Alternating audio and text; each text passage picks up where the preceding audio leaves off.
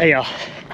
So, not here in a long run, and I just want to talk a little bit about why I've shifted my training focus a little away from what would look a little more like classic CrossFit and into more of a stamina biased training program. And even though it looks stamina biased compared to CrossFit, I actually think it is doing what CrossFit is trying to do a little bit better. So through kind of my years and experience with a little more classic CrossFit programming, what I've noticed is cardio, strength, flexibility, all of these things have developed extremely well. So as I've kind of made my way into enjoying a little bit more of the endurance stuff, what I've noticed is the shorter metcons and stuff, cardio wise, transfer extremely well into the long distance stuff. But stamina wise, the way my muscles hold up over longer 2+ hour duration efforts is pretty embarrassing. So in trying to plug that gap is really where I've added in more longer runs, longer bikes. I did a 12-hour GoRuck challenge, so have been going on longer rucks, sandbag carries, a lot of things like that. And what I really have noticed is that developing the muscle stamina not only is filling in a gap that I think most CrossFit programs have, but I do think it's a little more in line with what most people are trying to get out of their workouts. And so if you take a step back to why I'm working out, there's a base level of just wanting to be able to do everyday things for as long as possible in my life. So I'm gonna need to be able to pick up bags of groceries off the ground, carrying them up and down stairs.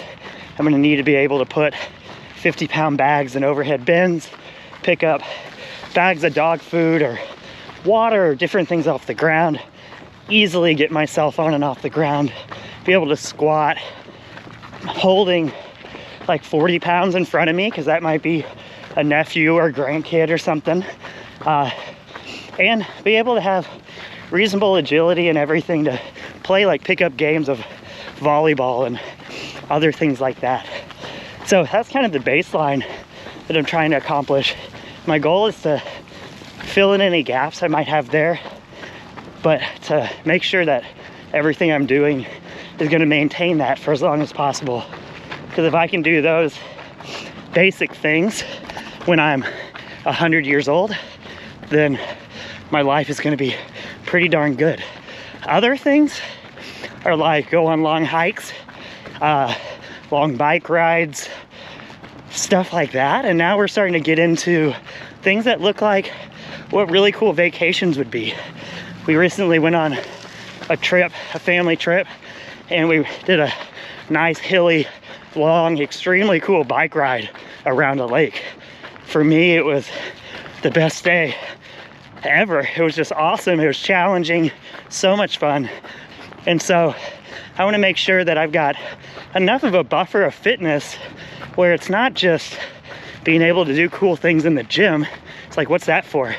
It's to have that buffer to make those really cool vacation experiences easy. So my focus got to go to the scenery, how cool it was to be in a new place, exploring outdoors, and all of that, where other people were just focused on how terrible and hard it was. So there's that aspect of it.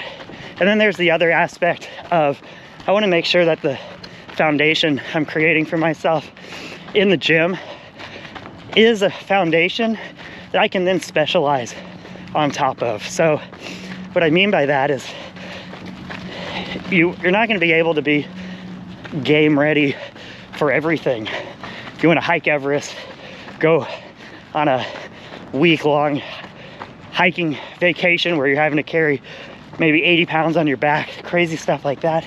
Things like that, you're gonna have to train for specifically, but I wanna make sure that my general training is set up in a way where I can then specialize for a few months and have a reasonable chance of developing those skills and specific fitness for the things I get interested in. So recently, I was doing online programming for somebody that was getting ready for Special Forces selection. And what I realized is, all I know a lot about programming, I didn't know very much about what type of fitness was needed for Special Forces selection. So I went down a rabbit hole asking him questions, looking up on the internet, everything I could find, watching documentaries, all sorts of stuff. And turns out what they do is insane, as you might guess what a hell week is for a Special Forces operation.